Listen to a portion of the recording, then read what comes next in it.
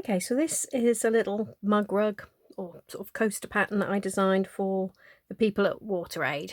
And so this is just the right size. It's roughly sort of 4 inches square, just slightly wider than that, and perfect just for standing a mug on. So if you do want to use it as a mug rug, it's probably best if you can try and use cotton or like bamboo cotton mix, just because that's more resilient against the heat. If you were to use acrylic, sometimes if you have a particularly hot mug, you might melt the fibres, so we don't really want to do that. But here we are. So what I am using for this is quite a fine double knitting yarn, which is Stylecraft Naturals Bamboo and Cotton. So I have got, what have I got here? Deep Sea and chalk, but basically you can use any scraps as sort of double knit and maybe sort of 4-ply weight yarn that you've got laying around. Okay, so it's a nice straightforward little pattern. Kept it as simple as I possibly could for people who are not used to overlay mosaic crochet. So what we're going to do is just 23 stitches wide.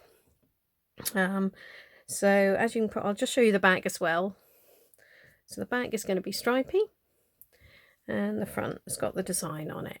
There's no, as you can hopefully see from that, there's no actual colour changing within the rows. It's really nice and straightforward. You're literally just using one colour for each row.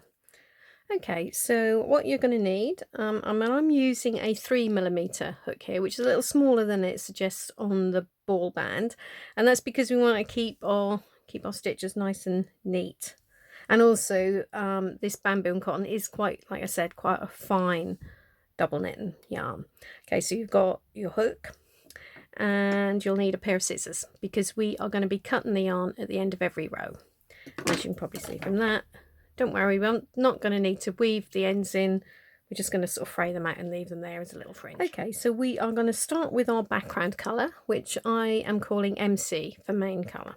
Okay, if you're familiar with doing your sort of chainless foundation double crochets to start, by all means do that, but I'm going to start with a row of chains. Okay, so we need to leave just a little bit of a fringe at the end. We'll tidy it up when we've finished. Okay, so you start with a slip knot on your hook, or if you're like me and you don't really do slip knots, just twist the yarn round and pull a loop through to make your first chain. As you tighten that up, that actually becomes a slip knot. Okay, so now we are going to need 23 chains. Okay, so don't pull them too tight because you're obviously going to need to work into them later. Okay, so just carry on, do your row of chains like so. When you've got 23, come back to me. Okay, so I now have 23 chains here. So we're now going to just fasten this off.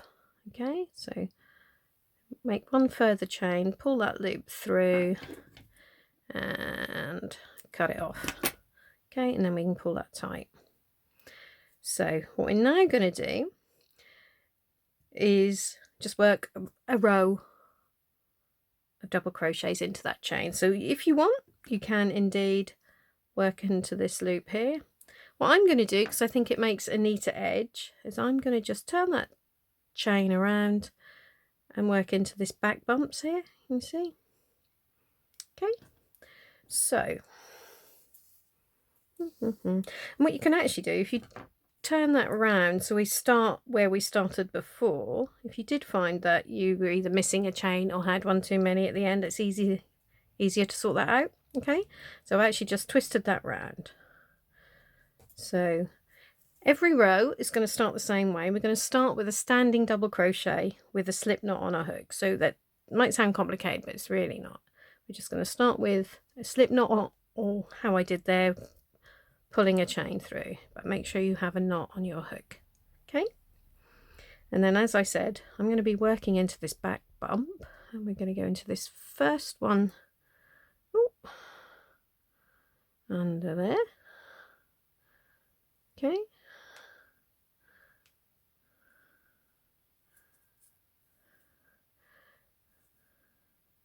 and then you're going to be working just into this back bump all the way along. Okay, so we start with our standing double crochet, and then we are going to do 22 double crochets into these back bumps. Okay, or indeed if you find it easy, you can do it into the front of the chain, so like so. So under there. So carry on and do that, and when you get to the end of the row, come back to me. Okay, so I've now completed row 1 and I've got 23 stitches there. So we're now going to end the row by fastening off. So pull another chain through, leave say a couple of inches, sort of at least 5 centimeters I would say, trim that off, pull it tight. Okay, so that's row 1 done. To get us started, now you need to make sure you've got your row 1 the right way up, so just making sure that if you have a look at it there, you can just see the top loops of those stitches are just tilted slightly towards you. If you had it the wrong way around, like so, you can see it looks completely different. All right, so making sure the top stitches are tilted towards you, pick up your contrast color. So this is the color that you're using for the actual water droplet, and again we're going to start with a standing double crochet, however you do that. And we start with our sort of first stitch is a standard double crochet. So it's a standing double crochet, but it's also under both loops. Okay, like so. So you just make your double crochet straight away, like so. And now we are now going to work 21 stitches, 21 more double crochets, but this time we're only working into these back loops. Okay, so you'll now need 21 back loop double crochets, like so. Okay, because what we're doing, we're leaving, I'll show you here, we're leaving these front loops free, because that's how we're going to create the pattern. You like drop on the next row, which we'll switch back to our background color again. We're going to be working over some of these stitches. Okay, so carry on with your back loop double crochets, and when you've just got that one stitch left at the end, come back to me. Okay, so I've now done my 21 back loop double crochets, so we're going to end the row, and we'll end every row exactly the same. Now we're going to work another double crochet, but this time, just like the first stitch, we're actually going under both loops. Okay, that sort of anchors the start and the end, makes that a little firmer. Then fasten off. Okay, so far nice and straightforward. Well, it's all nice and straightforward really, but we're now going to introduce another stitch. So we're going back to our main color, or background color, and again I'm going to be starting with a slip knot and a standing double crochet under both loops. Okay, so that's row 3. So that now what we need to do, we're going straight into this new stitch, and all this is a treble, but we're not working it into these loops here. We are going to drop down to like the second row down. Okay, so it'll be the same color that you're currently using. So we've now switched back to our main color, so we're going to be working into these front loops we've left here in our main color. Okay, so it's literally just treble, so yarn over, insert your hook in that front loop and make your treble there. Okay, so we've actually now got 8 trebles in a row. So front loop treble 2 rows down, that's what that means. Okay, 3, 7, 8, and it's always worth, when you've done a little run of any particular stitch, just to make sure you haven't lost count. Okay, so we've got 2, 4, 6, 8 trebles there. So now what you do, you make sure you leave these 8 stitches behind there, so you'll get this little sort of pocket at the back. So we're now switching back to our back loop double crochets again, so just make sure, if you lay that nice and flat, you can see if we were doing another treble it would be in there. So make sure you do your back loop double crochet into there, your first one, and I've got a run of 5 of those, so 2, 3, 4, 5. Okay, and then we end the row with another 8 front loop trebles 2 rows down. Okay, so I've now done my 8 front loop trebles there, and as I said, we're going to end the row right in this last stitch with a standard double crochet under both loops and fasten off. So basically that is how simple overlay mosaic crochet is. Okay, so I'll just do one more row together. So again, I've now switched back to my contrast colour. Start with a slip knot, and your very first stitch is double crochet under both loops. Okay, so now we have got, you'll notice that we can't actually do a treble now because we haven't got a front loop 2 rows down to work into. So if you do seem to find that the pattern looks like it's telling you to do a treble over a treble, you've probably miscounted, so just check your counts there. But other than that, that's how simple things are.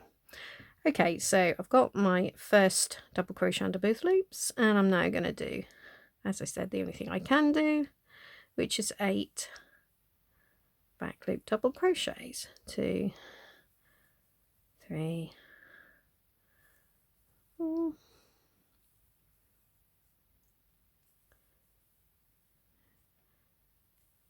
7, 8. Then we've got 5 front loop trebles, so we're going to fill in here with trebles. 1, 2, 3, 4, 5. Okay, and then 8 back loop double crochets. Ooh, get tangled up.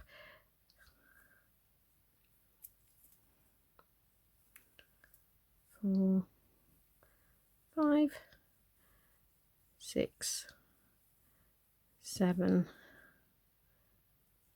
8, and finally, again, that last stitch is another double crochet, but this time under both loops, and fasten off. So that is how you do overlay mosaic crochet. So if you want to complete your droplet mug rug, you can download the pattern from my Ravelry store, and I'll put a link in the comments for you for that. Okay, now when you have finished, what I tend to do is, okay, we just need to sort of fray these ends out. Okay, don't have to, we can just literally, I'll chop them first, chop them off, yeah, to about 1 inch like so. Okay, so at both ends. But if you compare that to the original, I quite like to just fray them out. So to do that, the easiest way I've found is to grab a blunt tapestry needle and just basically drag that through the ends like so, and that just separates them out. Ooh, a little bit fiddly, but there you go, hopefully you can see. Okay,